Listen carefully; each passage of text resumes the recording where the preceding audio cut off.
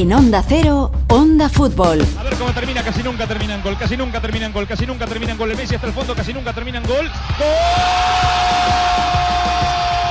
¡Casi nunca terminan gol! Fútbol Internacional con Jesús López y Mario Gago. Palla all'area di rigore, si gira Cassano, magico movimento, Balotelli, rete! David Villa darting through the middle, he's got it between the two, and he's won the game for Spain!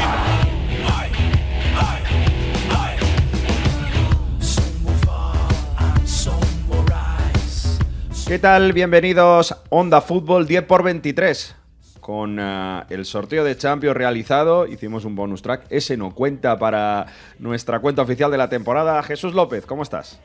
Hola, ¿qué tal, Mario Gago? ¿Cómo estás? Muy buenas. Pues hay que decirlo, hoy no hablamos del sorteo de la Champions, pero el oyente que lo quiera, que vaya al capítulo anterior, el bonus track que publicamos el viernes, y ahí está todo lo referente a ese sorteo de la Champions League y cómo vemos los octavos de final. Caliente ahí, además, con todas las opciones del Manchester City, con ese PSG-Chelsea, muy bien analizado, también con nuestro compañero Manu Terradillos, y así tenemos más tiempo un poquito para hablar de lo importante que ha pasado esta semana. Está la gente revolucionada, porque ha estado en Italia 2 semanas viendo los Juegos Olímpicos de Milano Cortina y esas pruebas, lo que hemos hablado aquí, es el salto de esquí, medallas para los italianos. Y justo así va a acabar eso, ya ha empezado el Festival de la Canción de San Remo, Jesús. Bueno. Y es que esto es... ¿Y ahora qué? Lo malo es que hay una sensación de vacío existencial, ¿no? Entiendo en Italia que a ver qué hacemos. Sí. Yo creo que también una cosa, no se puede poner la Champions League cuando hay San Remo, porque claro, luego pasa lo que pasa, que se descalabran muchos equipos y no puede ser, ¿no? Porque salen solo baladas de tristeza y desamor, ¿no? En San Remo ya.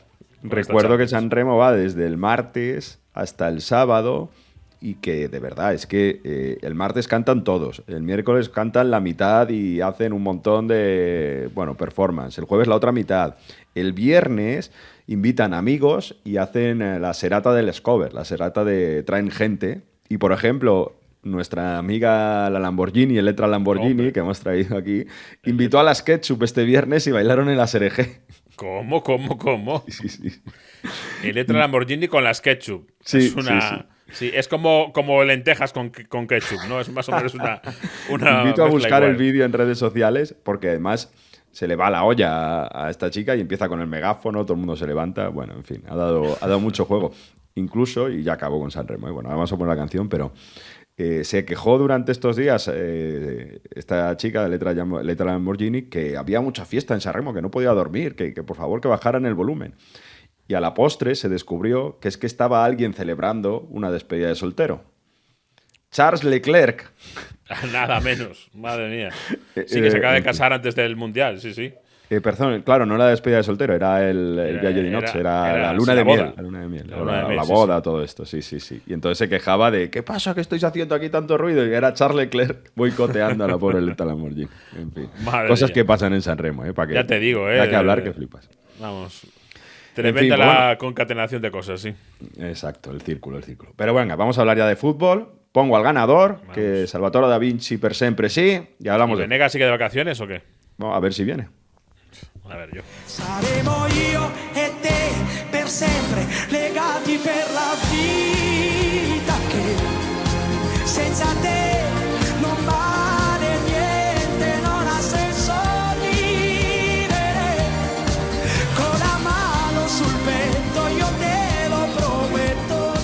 Pues esto es lo que ha ganado San Remo 2026 con polémica, porque había otras canciones que escucharemos en las próximas semanas que para mucha gente merecía más. Una canción de un tipo que nació en Nueva York, un tipo napolitano, muy del Napoli, con un texto hablando sobre siempre te amaré, delante de Dios, muy tradicional, pero bueno, que tenía ese baile final señalándose el dedo y que se ha hecho viral porque incluso Jesús, Sofía Goggia, que es esta esquiadora que ganó una medalla de bronce en los Juegos Olímpicos de Invierno, estaban en Andorra este fin de semana y celebró la victoria con este baile de este tipo Sal Da Vinci. Incluso Giovanni Simeone del Torino, el hijo del Cholo, pues marcó un gol con el Torino y también hizo esa celebración, así que ya es viral.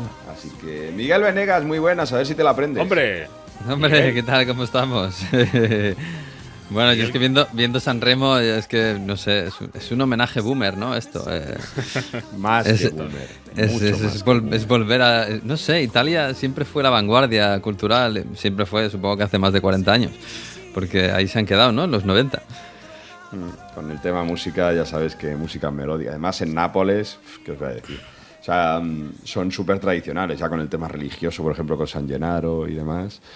Pero bueno, yo solo añadir, ya vamos al fútbol, que Italia sí que va a participar, o al menos de momento, en el Festival de Eurovisión, ¿eh? Porque, bueno, solo voy a decir que Israel llamó a Matteo Salvini, ministro de Transportes, como persona amigo del año o algo así, y le agasajaron con todo tipo de regalos. O sea, sí, es uno de los países a los que puede entrar Netanyahu, o le dejan, porque no se cumplen las resoluciones de La Haya.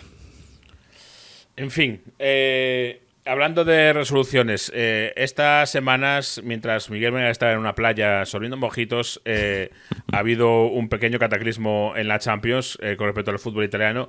Y yo, oportunista como soy, quiero sacar una factura y decir que mientras Mario Gago y un poco Miguel Venegas también han dicho que en esta nueva Champions los partidos de la primera fase no importan de nada porque van a pasar igual, quiero recordar que en los últimos 2 años de fase nueva de Liga ha habido 9 equipos italianos que han tomado parte y se han clasificado para octavos un total de 2. 2 de 9 equipos de una de las mejores ligas del mundo en octavos de final. Y eso que no importan, los partidos de la primera fase. Ojo, ahí os lo dejo.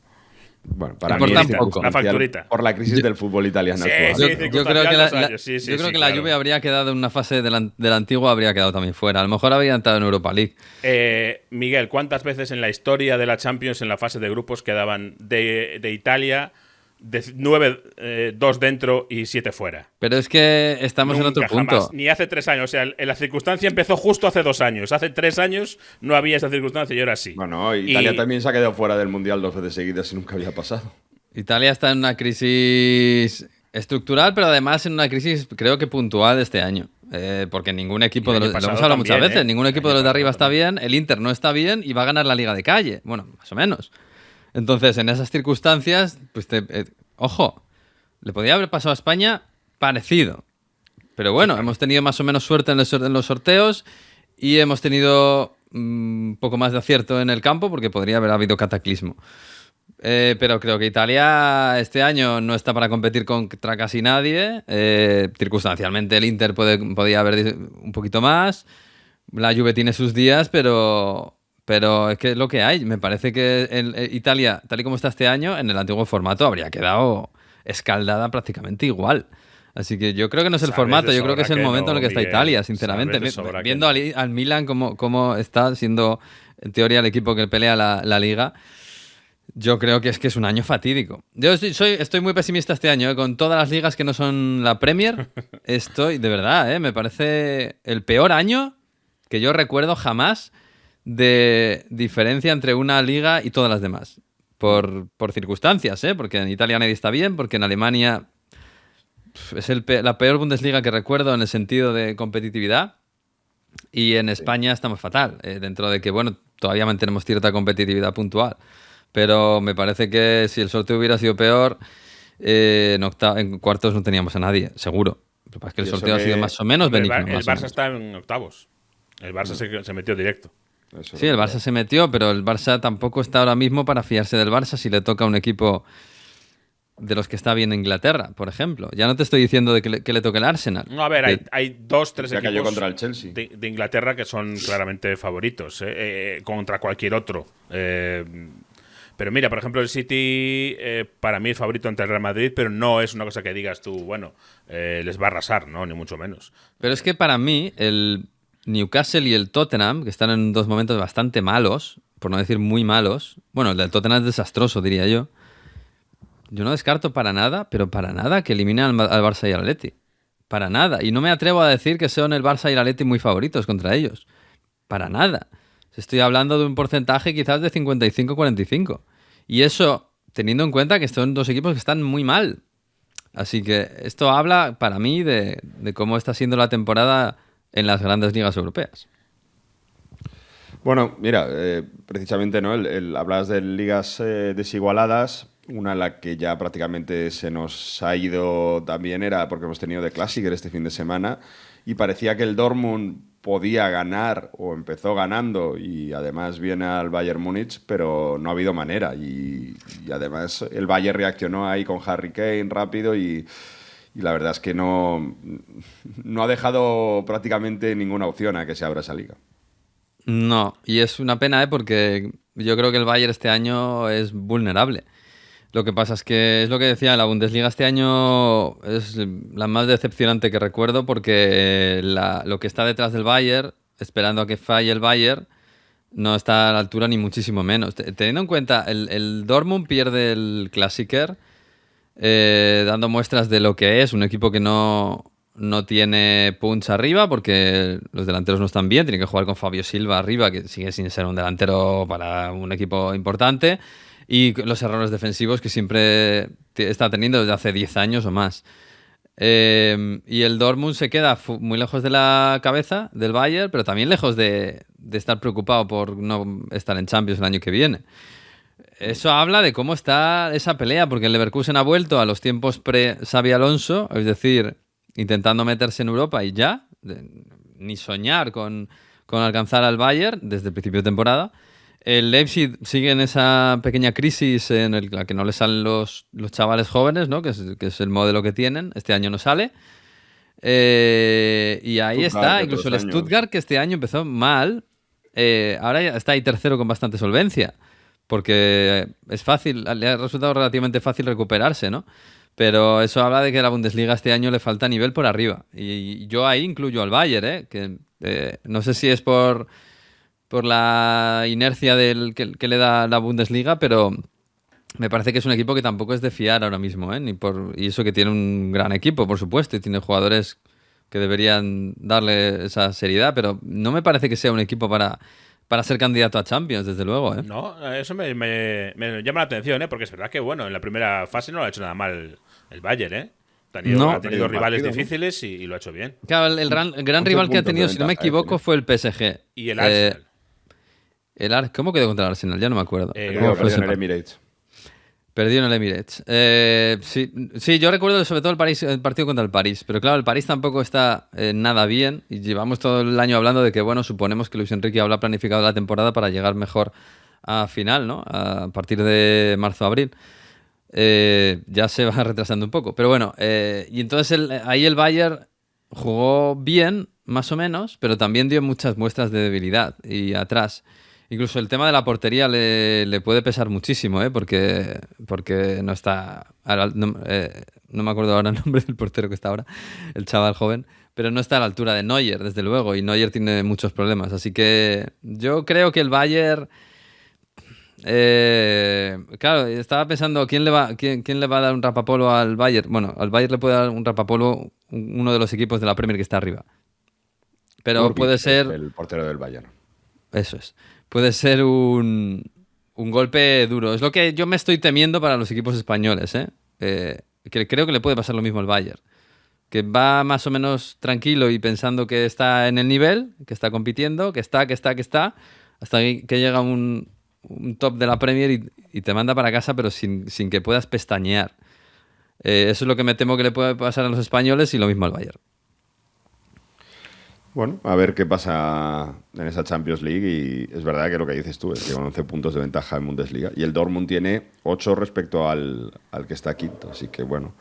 En fin, en Premier está la cosa más apretada porque el Arsenal ganó un partido importantísimo contra el Chelsea, pero el Manchester City sigue ahí detrás. Al final son 5 puntos de ventaja del Arsenal contra el Manchester City, pero Pep Guardiola tiene un partido más. Sí, al final son 2 puntos, es decir, es un partido. No tiene ya margen de error el Arsenal, y porque además hay que recordar que queda el partido entre ellos, que en esta segunda vuelta tiene que jugarse en el Emirates. Es en abril, me parece, a mediados de abril. O sea que al final, si empata un partido el Arsenal, ya depende de sí mismo el City para ganar la Liga. Está muy, muy igualado. El City ha apretado. Estaba viendo antes de este partido ante el Chelsea, el Arsenal de los anteriores, quitando este partido, de los últimos 15 puntos, se había dejado 7 por el camino. Es mucho, ¿eh? Es mucho y tiene que recuperar por ahí un poco el camino. El partido ante el Chelsea, Miguel, fue increíble. Fue casi un cuerpo a cuerpo de faltas y corners, ¿eh?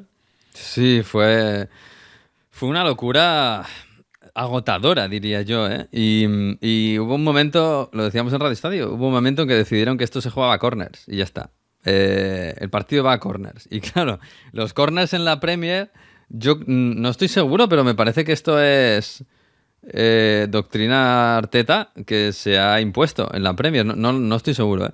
Pero esto de meter 18 jugadores debajo de la portería, 18 jugadores ofensivos, para molestar al portero, para hacerle imposible la vida al portero en el área pequeña, fue tremendo. Y me parece que, teniendo en cuenta que los dos porteros eran españoles, de cara a la selección española, me parece fantástico, porque a Raya ayer le pasó una prueba durísima. Sí. Es como un campamento militar en Camp David, lo que pasó ayer, y lo hizo bien, lo hizo muy, muy bien.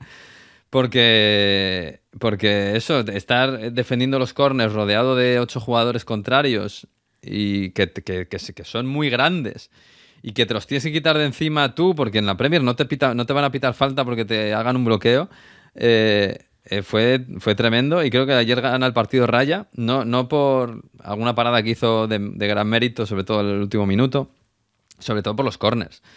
El Chelsea decidió que si el Arsenal jugaba esto, que él también podía hacerlo, y efectivamente lo hizo bastante bien, y al final ganó el Arsenal, supongo porque lo tiene mejor trabajado, pero a base de corners. También me lo decías hace unos meses, el Arsenal puede ganar perfectamente la Champions este año a base de corners, ya está. Sí, podría pasar, ¿eh? Con esa igualdad que hay, sobre todo en lo físico. Además, sin Odegaard, me parece que el Arsenal se tira mucho más a lo físico que a lo técnico. Es lo que le está dando los puntos este año. Podría pasar, sí. Que conste que yo creo que se está yendo un poquito de las manos, porque he visto, este es un partido, pero he visto más, a la Premier lo de permitir demasiado. He visto partidos en los que ya cada vez que hay un córner hay que parar 2 veces a que el árbitro dé instrucciones, que amenace con tarjetas porque hay 3 jugadores en el suelo, porque ya antes de sacar el córner ya están empujándose unos a otros para buscar el posicionamiento. Yo no sé si no va a tener que acabar tomando un poco cartas en el asunto en esto de los árbitros y empezar a castigar más el contacto en el área. Porque sabes que en la Premier es muy permisiva con esto, y a mí me parece bien, porque creo que favorece el juego y espectáculo, pero estamos llegando a un punto en que aquí a lo mejor nos estamos pasando de rosca. Y a lo mejor aquí hay que pararlo un poco, porque, claro, el Arsenal lo ha hecho, ha empujado un poco el límite, le está saliendo muy bien, y ahora todos los equipos quieren hacer lo mismo, obviamente, y van a hacer lo mismo.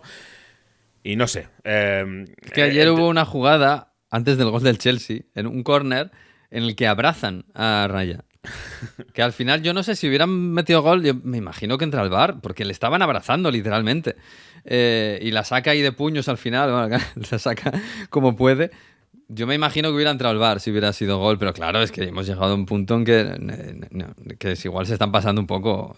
Vamos. Sí, sobre todo porque, como es el árbitro el que tiene que poner el límite. Sí, porque el árbitro y sobre todo el VAR en estas cuestiones, cuando empiecen yo creo que como empiecen a anular goles con un poquito más de alegría por este tipo de cosas, es cuando a lo mejor los equipos se frenan. Si no pasa eso, yo creo que hay 2 cosas. Esto, el tema de los corners, que en esta es una vuelta, para mí se está saliendo un poco. El otro día me tocó un partido en el que antes de caer el córner había 3 jugadores en el suelo, pero pasó varias veces durante el partido. Era ya exagerado. Esto y el tema de los saques de banda, que ahora también se ha puesto de moda y ya tienen las toallas colocadas y entonces tardan 40 segundos en hacer un saque de banda entre que se colocan, suben los centrales, voy a por la toalla, seco la pelota. Y esto en un partido en el que haya... Esto lo hace mucho el Tottenham. Lo va a ver el Atlético de Madrid con el Tottenham. Lo hacen muchos Tottenham, lo hacen muchos equipos de la Premier. No los top, no lo hacen el City o el Arsenal, pero lo hacen muchos equipos de la Premier. Hace 10 años recuerdo que esto le dio por hacerlo al Cardiff. Y entonces era la novedad, la cosa rara, ¿no? El Cardiff, si tenían la toalla colocada allí en la valla publicitaria para hacerlo en casa. Pero ahora ya esto es... Hemos llegado al momento en que hay equipos que Claro, exacto. Hemos llegado a momentos que hay equipos que el año pasado en Championship que acercaban la publicidad al campo para evitar quitarle la correrilla al rival. Esto pasó en el playoff de ascenso. Es decir, hay un momento en el que va a haber que cortarlo. He leído que quieren, por cierto, a partir de del año que viene, poner la norma que hay ahora para el tiempo máximo de saques de puerta, ponerlo también en los saques de banda, y me parece que por ahí va a venir un poco la solución, porque si no, esto va a ser un problema, ¿eh?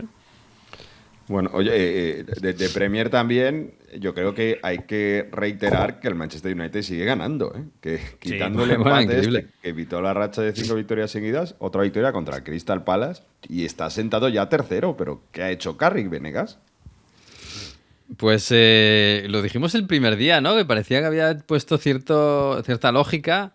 O sea, como si nos juntamos nosotros y ponemos un 11 del United, más o menos, ¿no? Ha puesto un 4-2-3-1. Es verdad que ha puesto un Mbeumo de falso 9, pero bueno, dado lo que tiene, y tratar como está Sesco tampoco me parece una locura. Le ha dado más libertad y más llegada y, claro, más facilidad para entenderse con los demás a Bruno Fernández, que también es totalmente lógico. Y ha puesto 2 extremos en los extremos. Y ya está. Y como tienes buenos laterales, pues los mantienes ahí. O sea, me parece que es no sé, bastante lógico lo que ha hecho Carrick. No ha querido inventar nada y le funciona tan bien. El equipo empieza a funcionar tan bien que uno empieza a pensar que quizás tenía buenos jugadores. No tan mala plantilla y tan mala gestión de la economía como pensábamos, que también, ¿eh? Pero que igual no era para tanto. Igual sí que al final no tiene mala plantilla el United dentro de lo que cabe. No sé, la verdad es que está funcionando muy bien. De la Premier. Yo creo que eso se sabía ya, ¿no? Sí. Pero al final, pues oye, tienes un centro del campo que barre muy bien, que pelea muy bien. Tienes a Bruno Fernández, que es uno de los jugadores con más jerarquía de la Premier y capaces de hacer, digamos, lo que él quiera y decidir él solo, sin necesidad de que le metas en un esquema táctico, ¿no? Pues dale eso y libera un poquito a Mbeumo, que es un jugador con calidad para definir, pero sobre todo para correr y para la verticalidad. Pues ya está.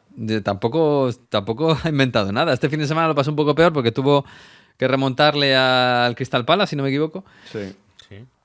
Pero es que contra los grandes ya lo ha hecho. Y es verdad que está demostrando que además es capaz de jugar contra los grandes, que el United ya se había acostumbrado a jugar a la contra a los grandes y ahí funcionan un poquito mejor.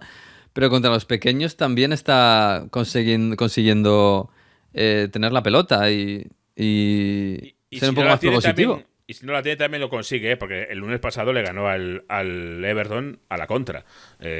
Así vino el gol de Sesco. O sea que maneja las dos vertientes y es capaz de ser competitivo en resultados ajustados, que yo creo que esto es lo que más le echamos de menos, ¿no? Cuando había un partido así un poco ajustado, al final United siempre sabíamos que acababa perdiendo o acababa perdiendo los puntos, la victoria y empatando, y ahora esto no pasa. Está empezando a ser al revés. Cuando hay un partido ajustado, United suele aparecer encima, y esto es un cambio absolutamente decisivo.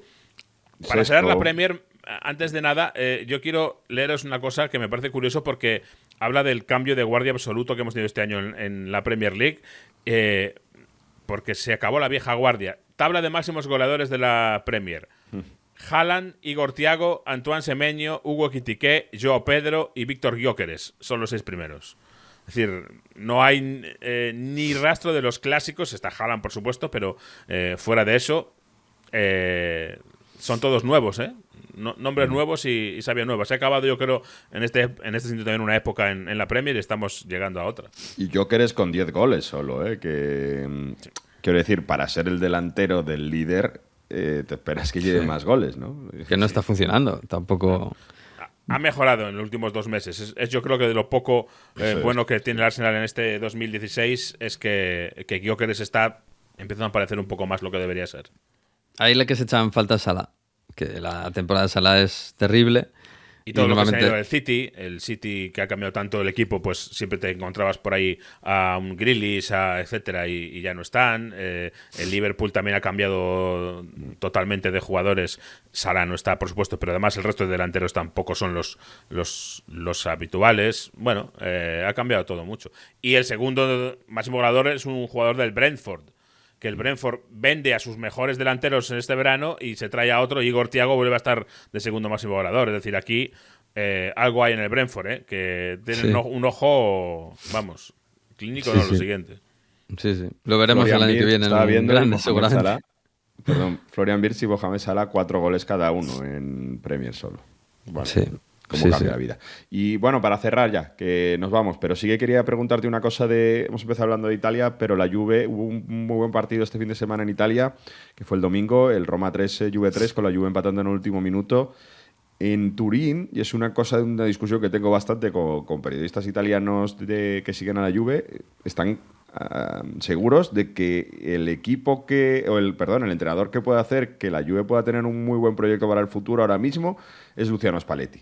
A pesar de caer con eliminados en Champions, de caer eliminados en Copa, de recibir 20 goles en los últimos 7 partidos y de, que no hay una imagen de juego. Pero parece ser que es el único entrenador que parece que se puede construir con él actualmente, y ese 3-3 final, remontando un 3-1 en contra, lo demuestra. ¿Tú qué piensas, Miguel? Bueno, que no demuestra nada. Yo creo que a Spalletti le avala mucho más su pasado que su presente. Entiendo que habría que hablar con alguien que está en el club muy metido, porque creo que ese club está muy mal, seguramente económicamente está mal, pero la plantilla y quizás la revolución que hizo Thiago Motta salió terriblemente mal y fue muy equivocada. Para empezar, ayer estaba pensando que estaba jugando Perín, el suplente, y no lo hizo. Empezó bien, pero al final cometió el error del gol. Del segundo, me parece que era. Está Di Gregorio en el banquillo, que ahora parece que no vale. Y con eso podemos hablar de la defensa, por supuesto, que hemos hablado muchísimo de la defensa, del cambio de guardia. La defensa ha sido terrible. Los delanteros pues no han funcionado, ya estaban lesionados, pero Vlahovic no ha funcionado, por mucho que todos creíamos que iba a funcionar. Acaba contrato en verano, A ver qué pasa. La verdad es que no se ha ganado una renovación.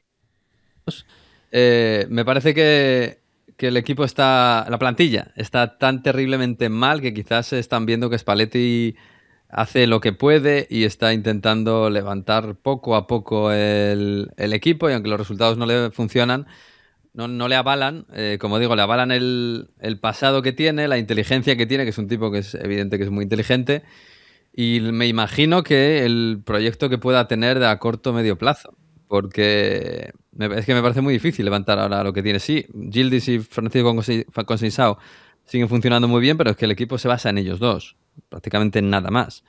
Entonces, yo me imagino que no hay otro proyecto mejor, y que Spalletti pues se confía en él por lo que ha hecho y por lo que entendemos que puede hacer partiendo de cero.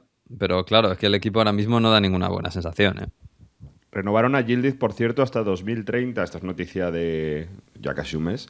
Pero lo renovaron hasta 2030 y pagándole cifras de 6 millones de euros al año como sueldo, lo que demuestra que es la gran esperanza para que la Juve salga de ahí. En fin, veremos qué pasa en la Juve y veremos qué pasa en esa lucha Champions. 4 puntos, la Juve de la Roma. Yo creo que esos dos se van a jugar un puesto, con Milan segundo ahí asentado, el Napoli tercero. Y bueno, Atalanta que viene por detrás también, a ver qué hacen Champions. En fin, despedimos a Miguel, ¿no, Jesús? Sí, Miguel, pues gracias por volver con nosotros y buen fin de semana, que hay una semanita de descanso y volvemos con la Champions, así que no te vayas muy lejos. Bueno, descanso, dice. Descanso. De copa. Abrazo, Adiós, buena semana. Adiós. Vamos a hablar ahora, Mario, del Unión Berlín.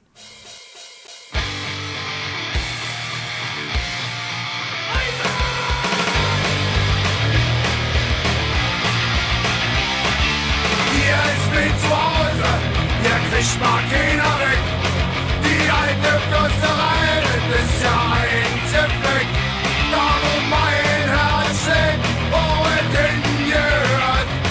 Und wo mir keiner von den Spinnern stört.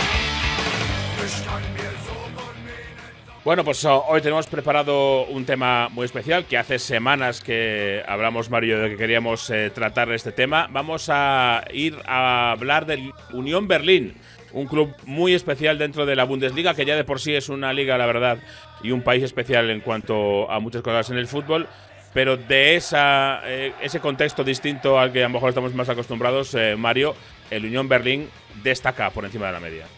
Absolutamente. En Onda Fútbol hemos hablado anteriormente del Unión Berlín, sobre todo en esa temporada que tuvo en Champions League, que saltó a la escena mundial después de enfrentarse al Real Madrid en 2 ocasiones y con la circunstancia de la publicación de un libro en castellano del Unión Berlín, pues vamos a hablar con un amigo, el autor de ese libro, una persona que ha acabado trabajando dentro del Unión Berlín, que es Alberto Doblare, al que saludamos en Onda Fútbol. Alberto, muy buenas, ¿cómo estás? Hola, buenas, Mario, Jesús, ¿cómo estáis? Encantado de estar aquí con vosotros. Pues muy bien, Alberto, con ganas de hablar de tu libro y del Unión Berlín. Antes vamos a ponernos en circunstancias, porque hay gente que no conoce el Unión Berlín, Alberto, y por qué es tan especial, por qué es tan particular este club nacido en el este de Berlín y que tiene, pues como su propio nombre indica, una unión espectacular, ¿no? Aquí los aficionados en la Unión Berlín cuentan mucho.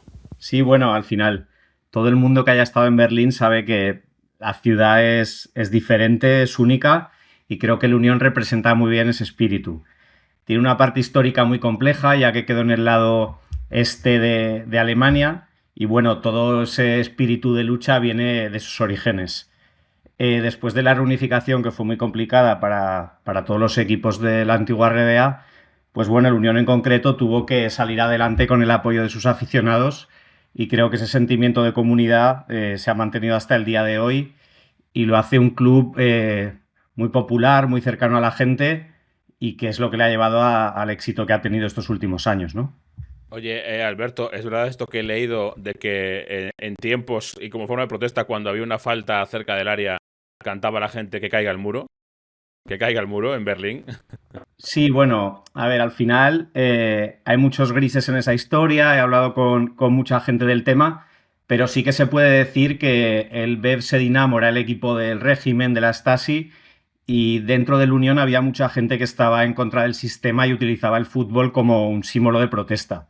Entonces, esos comentarios en el estadio, pues bueno, van un poco también a la leyenda, pero sí que es cierto que dentro del Unión había mucha gente que quería un cambio y que utilizaba al club como una manera de resistencia, ¿no? Y tú a este Unión Berlín te acercaste en 2010, que llegaste a trabajar a la capital alemana, y yo no sé si fue un amor a primera vista, pero sí que es verdad que la visita al bueno, es que me sale fatal la pronunciación del estadio, ¿no? ¿Cómo es la casa al lado de la Foresta, ¿no? Algo así, ¿no? Ayúdame, Alberto. Sí, bueno, el estadio está junto a un bosque y su nombre literalmente es la antigua casa del guarda forestal, que de hecho a día de hoy sigue existiendo y son oficinas del club. Y bueno, como decías, yo llegué a Berlín en 2010 y la verdad es que no fue un amor a primera vista. Yo en ese momento conocía más al Hertha, fui varias veces al Olympiastadion, pero notaba que me faltaba algo. Era un estadio muy grande, el Hertha en ese momento estaba en segunda y el estadio era muy frío, hasta que un compañero de trabajo me dijo de ir un día al este a ver un partido del Unión, y la verdad es que ahí dije, esto creo que me representa mucho más. Ese ambiente familiar, todas las gradas de pie animando sin parar, un ambiente muy caliente. Y bueno, aunque en esa época no fui demasiado, pero sí que al volver a España el Unión era como una manera de seguir unido a la ciudad. Y bueno, todo cambió cuando subieron a Bundesliga y decidí crearme una cuenta de Twitter como un simple fan para dar a conocer al club en español, ¿no? Oye, una cosa, antes de seguir, punto geográfico, aunque administrativamente Köpenick sea un barrio, no sea parte de Berlín, geográficamente mi sensación era que me iba a otra localidad cercana a Berlín, ¿no? Parece que es como una ciudad dormitorio de Berlín o un barrio o algo cerca de Berlín más que un barrio u otra población distinta, ¿no? Da la sensación llegando. Yo me pasé por Köpenick yendo al aeropuerto, por ejemplo. Eso es. Está en las afueras de la ciudad, en el sureste. Y la mentalidad allí es de que mucha gente se siente más de Köpenick que de Berlín, por decirlo así. Y ese espíritu de barrio lo tiene el club, aunque sí que es cierto que en los últimos años está atrayendo a mucha gente del resto de la ciudad, pero todavía tiene ese marcado espíritu de barrio por un lado y del este por el otro. Sigue habiendo esa división mental en la ciudad y el Unión es un representante del este de Alemania, aunque es verdad que ahora mismo se puede decir que empieza a representar a todo Berlín, sobre todo desde que el Hertha bajó a segunda división. Bueno, que no lo hemos dicho, el estadio es An der Alten Förstein. No sé si lo he pronunciado bien, Alberto. Bueno, An der Alten Förstein, que sí, es bastante complicada, pero bueno, al final creo que es bonito que sea de los pocos clubes que no ha puesto un nombre de sponsor al estadio y que se mantenga pues durante 100 años el mismo nombre, ¿no?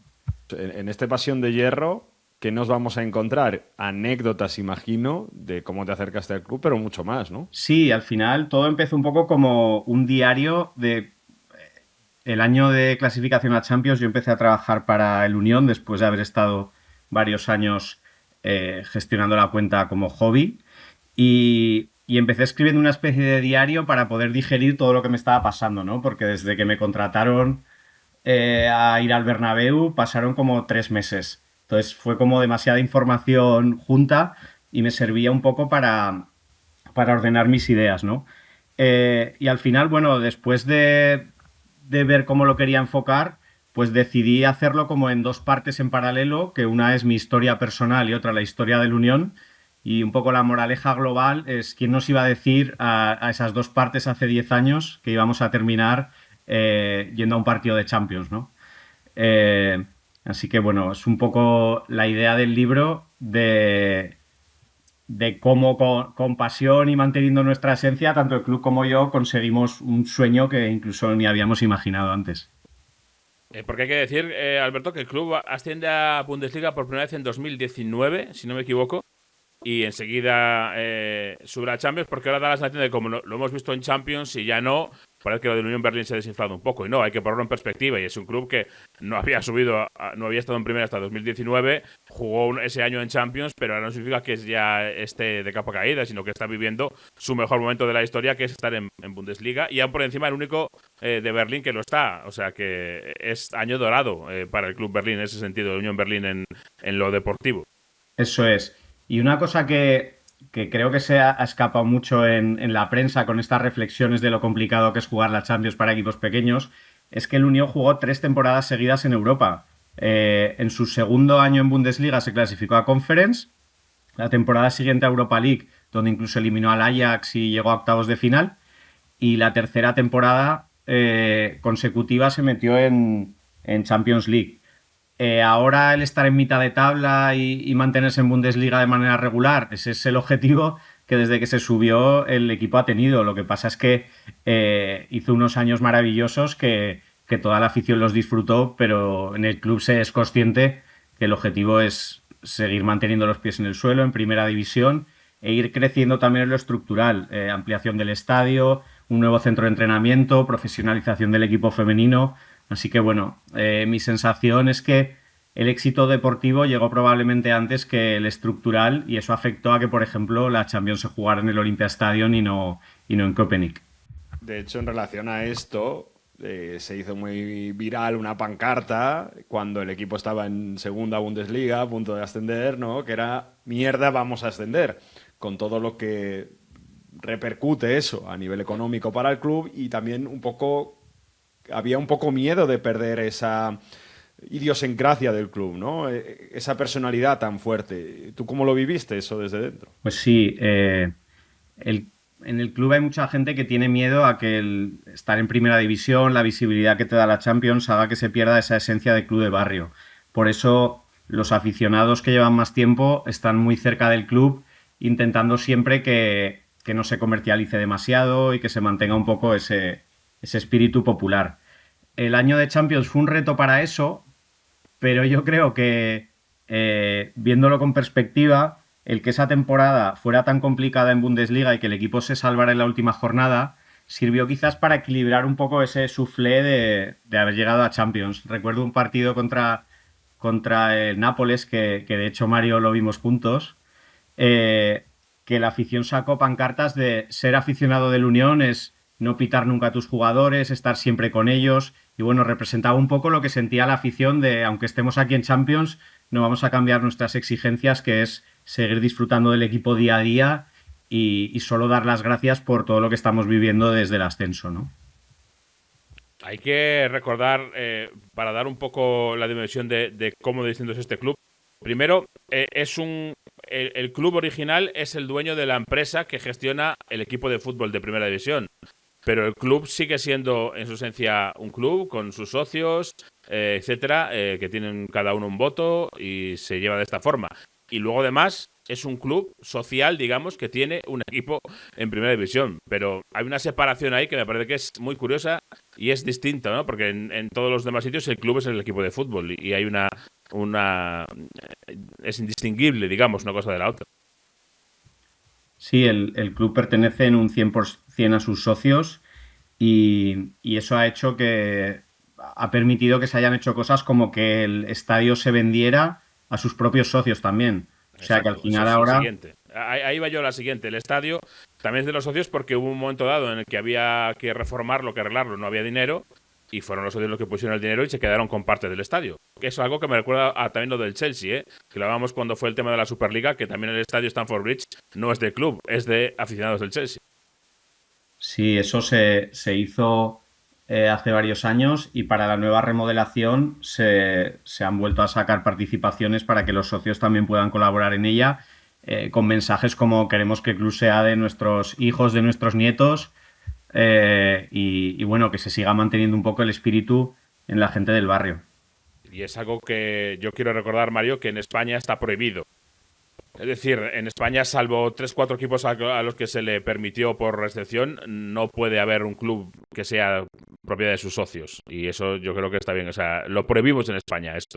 Que lo destacamos como positivo de otros sitios. Son sociedades anónimas deportivas, todos los clubes, menos Fútbol Club Barcelona, Real Madrid.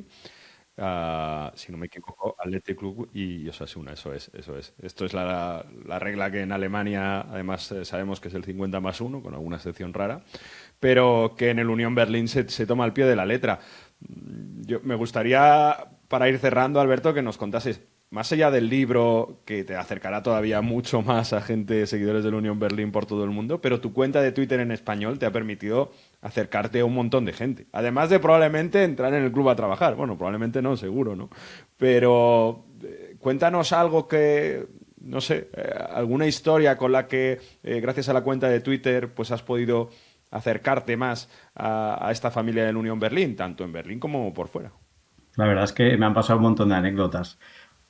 Como dices tú, lo principal es haber podido empezar a trabajar para el club. Eso fue un poco el reclamo de lo que ha ido generando durante cierto tiempo, y algunas anécdotas que salen en el libro, pues de estar comiendo con Florentino a conocer a Alcaraz, todo que empezó como un hobby. Pero yendo a lo que dices de otras cosas que me han llamado la atención, pues bueno, se ha creado un fan club de aficionados hispanoparlantes del Unión en Berlín, que se llama Unión de Hierro. Por ejemplo, el otro día hice allí una pequeña presentación del libro en Alemania, y de ver allí a 30, 40 personas, todos conocidos que han llegado a mí a través de esta historia del libro, pues la verdad es que fue bastante emocionante. Y ya a casos concretos que dirías que no te los crees, pues este verano jugó, por ejemplo, el Unión contra el Español, un amistoso, y paseando yo por los alrededores del estadio había una familia, todos con la camiseta del Español, y el señor se gira y me dijo: Alberto, Alberto. Me acerqué y me dijo que empezó a seguir al Unión gracias a mi cuenta, que ellos eran seguidores del Español de toda la vida, y que cuando se enteraron que sus dos equipos iban a jugar, pues toda la familia se fue para Berlín, y el verme allí pues solo quiso darme las gracias por haber empezado con esa otra pasión que ahora tenía, ¿no? Así que son momentos que cuando te pasan te quedas un poco en shock, pero que, bueno, demuestran que el fútbol al final trasciende países, idiomas, barreras, y a mí me hace muchísima ilusión haber aportado mi granito de arena a todo eso. Alberto, ¿dónde podemos conseguir tu libro? Pues mi libro está en la Casa del Libro, y en Amazon y en cualquier otra plataforma. En la mayoría se llama Pasión de Hierro. Y bueno, ahí veréis un poquito, como decía, esta historia que mezcla un tema personal con la historia de un club y los caminos paralelos que hicieron que nos cruzáramos con la Champions de por medio. Editorial Sanguina, ¿no? Sí, es de aquí de Castellón, donde yo vivo ahora, y nada, agradecerles también por la confianza. Y has hecho una presentación en Berlín del libro, que me hubiera encantado acudir, por cierto, pero ¿para cuándo una en España? Vamos a hacer presentación en España.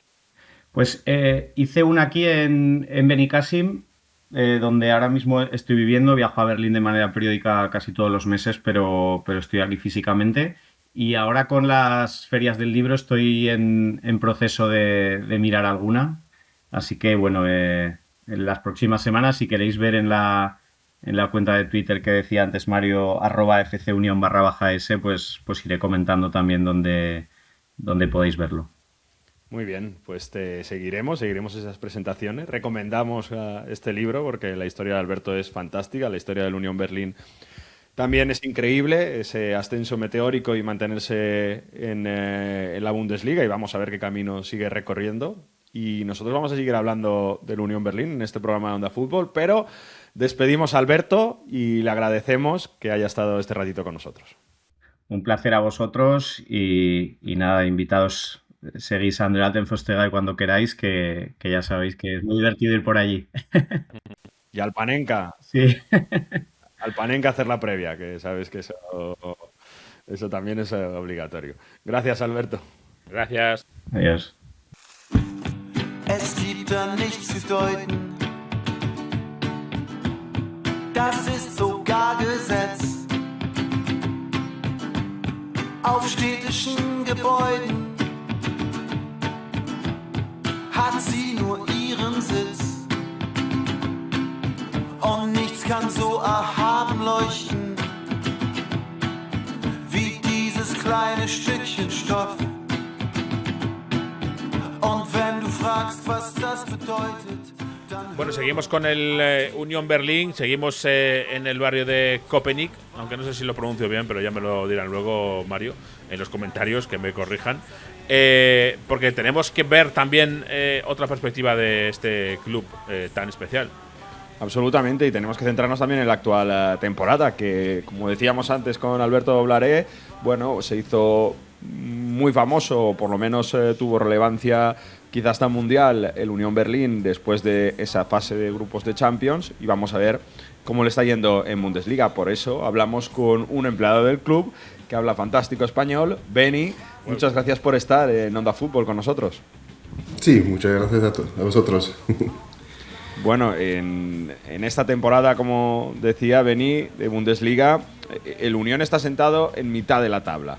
10º puesto, pero está siendo un poco irregular, ¿no? Porque ha habido como rachas de victorias. 2026 no han salido del todo algunos resultados, pero bueno, lo importante es que el equipo está ahí asentado y lejos del descenso, ¿no?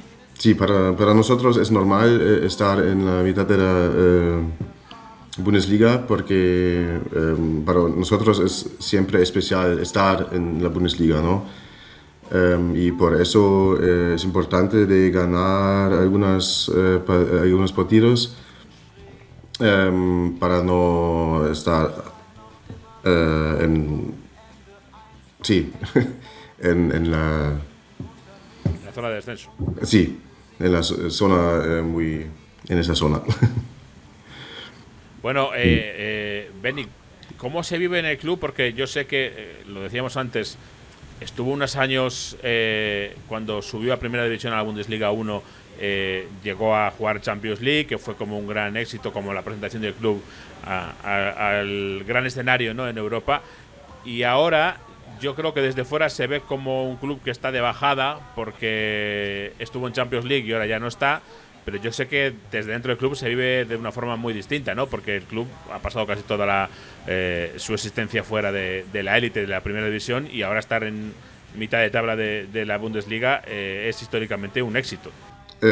Sí, como he dicho, es especial para nosotros estar en la Bundesliga y por eso es...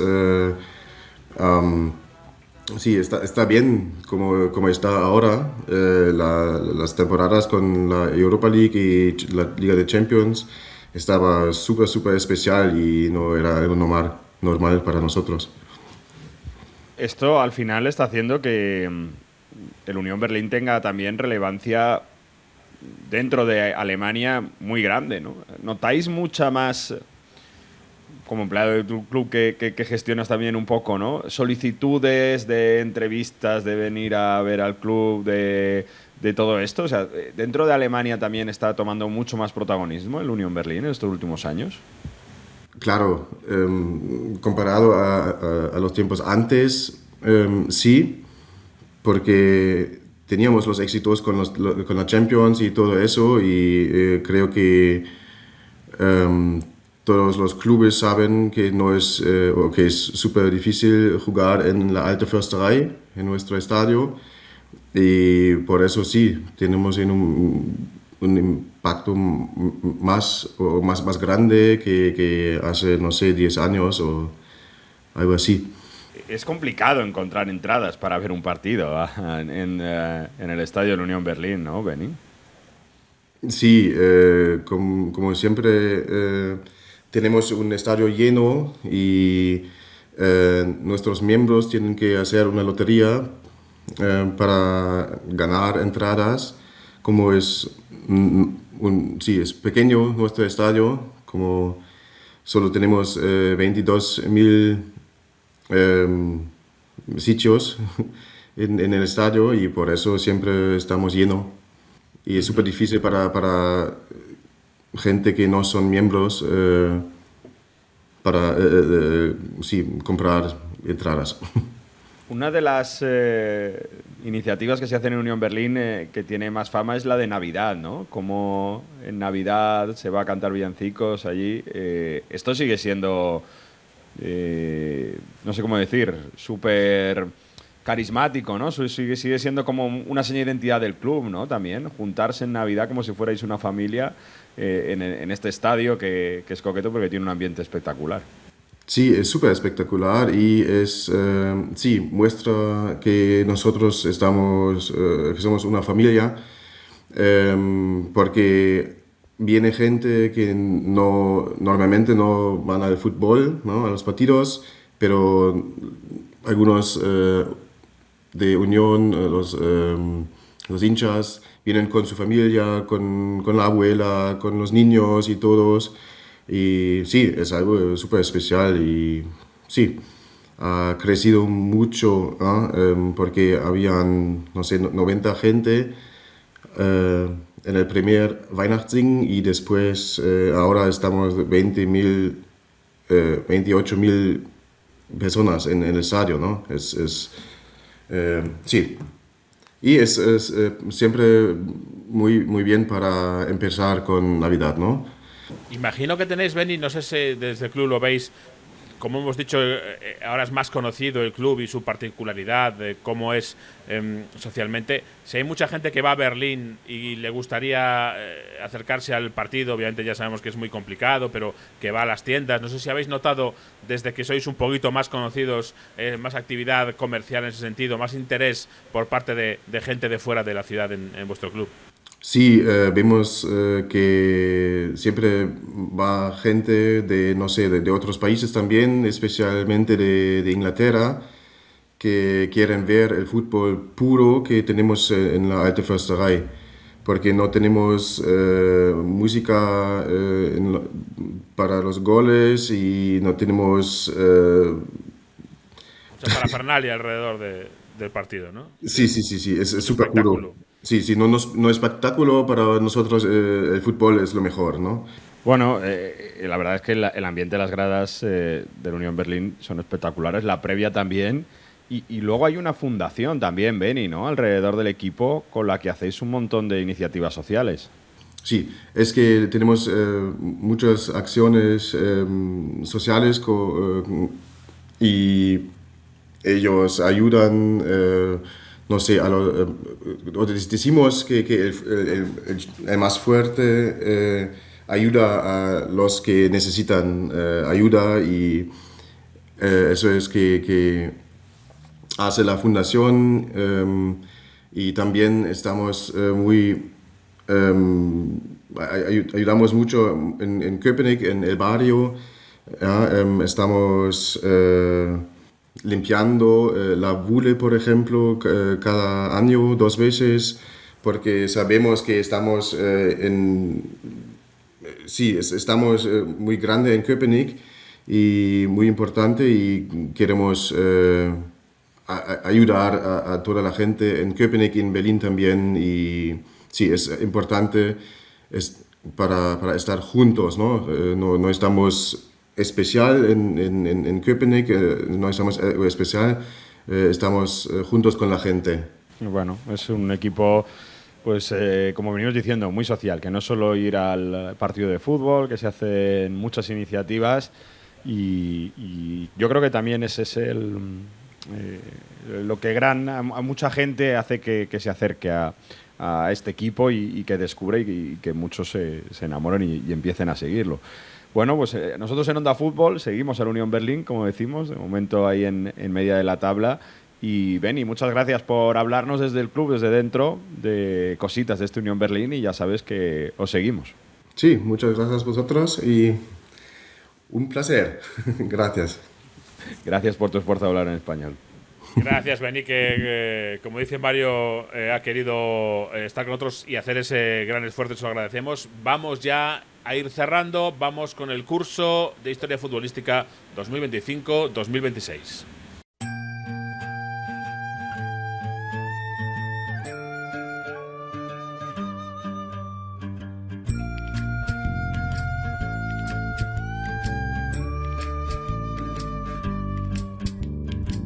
No me regalen más libros porque no los leo. Lo que he aprendido es porque lo veo. Mientras más pasan los años, me contradigo cuando pienso. El derbi toscano prometía emoción, siempre lo hace.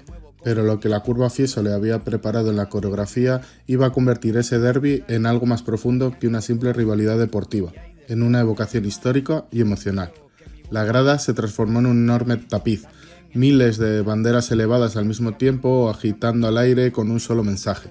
En el centro, un gran estandarte mostraba la escultura de Florencia victoriosa sobre Pisa, obra de Giambologna del siglo XVI, rodeada de los colores blanco y rojo de la antigua República Florentina, y bajo esa imagen poderosa una frase latina escrita en mayúsculas: Clamor belli civitatis Florentiae, el grito de batalla de la ciudad de Florencia. No era un adorno, era una declaración. A primera vista podría parecer una pieza de bravata fusionada con el folclore de los ultras, pero para quienes conocen la historia de estas dos ciudades, ese lema resonó con siglos de memoria colectiva. Florencia y Pisa no solo comparten región, comparten una historia que se remonta a la Edad Media, cuando sus destinos se entrelazaron en luchas políticas, económicas y estratégicas. La rivalidad tiene raíces profundas en aquel tiempo en el que las dos ciudades estaban alineadas con facciones opuestas, la de los güelfos y la de los gibelinos, en medio de las intrigas que definían el poder en la Toscana y en el centro de la Italia medieval. Pisa, antaño una república marítima poderosa, dominaba las rutas comerciales y sus puertos. Su flota imponía un respeto en el Mediterráneo. Florencia, por su parte, se consolidó como centro económico y cultural, sin acceso al mar. La tensión entre ambas fue mucho más allá de un simple choque de intereses comerciales. Fue una lucha por identidad y prestigio regional. La historia alcanzó el punto crítico en 1406, cuando Florencia conquistó Pisa y puso fin a su independencia. Ese episodio no fue un simple evento bélico, fue una marca de un cambio de era. Desde entonces, la memoria de aquella victoria quedó grabada en el espíritu florentino y a menudo en las rivalidades con sus vecinos. Así, cuando hoy los ultras exhiben símbolos y lemas históricos en un estadio, no están inventando nada, están reavivando los recuerdos que han pasado de generación en generación, transformando el grito de batalla medieval en una forma moderna de orgullo local. La coreografía de la curva Fiesole no solo fue visualmente impactante, también fue cuidadosamente simbólica. La estatua central representa a Florencia en victoria, no solo sobre Pisa como ciudad-estado, sino sobre cualquier rival que se ponga en cuestión su centralidad en la Toscana. Esa imagen, ampliada a gran escala, sirvió como un punto medio entre el arte renacentista y la pasión del fútbol contemporáneo. La frase latina contenida en el estandarte tuvo un efecto inmediato. Quienes la leyeron en voz alta sintieron su resonancia como si se tratara de una evocación a la historia casi teatral. Fue un recordatorio de que más allá de la táctica de los goles existen narrativas colectivas que moldean la forma en la que se vive un partido de fútbol. Esa noche, el resultado en el campo fue una victoria por 1-0 de la Fiorentina. Fue un punto y final a la emoción en que se vivió desde la grada, con dos equipos que llegaban peleando por no descender. El derbi toscano, con su dramatismo milenario, se vivió como una representación coral de identidad, memoria y pertenencia. En una Italia donde el campanilismo, donde la historia late bajo cada piedra, incluso un partido de fútbol puede convertirse en la proyección contemporánea de rivalidades centenarias. Fue una noche en la que el latín volvió a rugir con fuerza, no solo por los viejos muros de la plaza renacentista, sino en las gradas de un estadio moderno en remodelación. Y esa voz resonó con fuerza porque recordaba, con orgullo y sin ambajes, que la historia de dos ciudades sigue viva, incluso entre sus cánticos, banderas y el clamor de la afición completa en violeta, pero también en blanco y rojo florentino. Llegar al tope de la sierra, abrazarme con las nubes, sumergirme bajo el agua y ver cómo las burbujas suben y...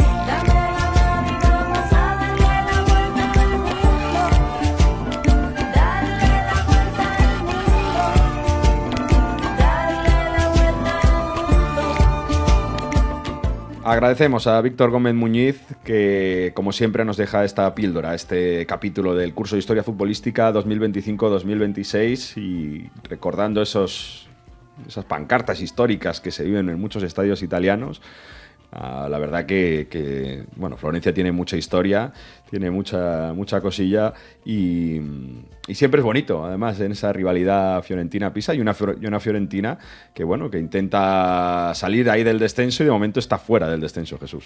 Sí, que es casi la primera vez en todo el año que consigue salir, así que a ver si saca un poco la cabeza de ahí. Por cierto, tú recomiendas, porque mucha gente va a Florencia, pero muy poca gente creo que ve los alrededores, la zona de la Toscana. Hay mucho que ver ahí, ¿no? Buah, San Gimignano, por ejemplo, que es este pueblecito donde están las torres, Luca, hay mucha cultura etrusca, se llama, y la verdad es que es una pasada, sí. Yo recomiendo hacerte una semanita por ahí y ver esos pequeños borgos que llaman, esos pequeños pueblecitos, y hay que alquilar un coche y ver ahí. Además hay muchas bodegas y mucho vino, al que le guste el vino también es buena zona. No solo ver el puente de Florencia y la catedral, que hay muchas más cosas. Gracias, Mario. Buena semana. Buena semana a todos. Adiós.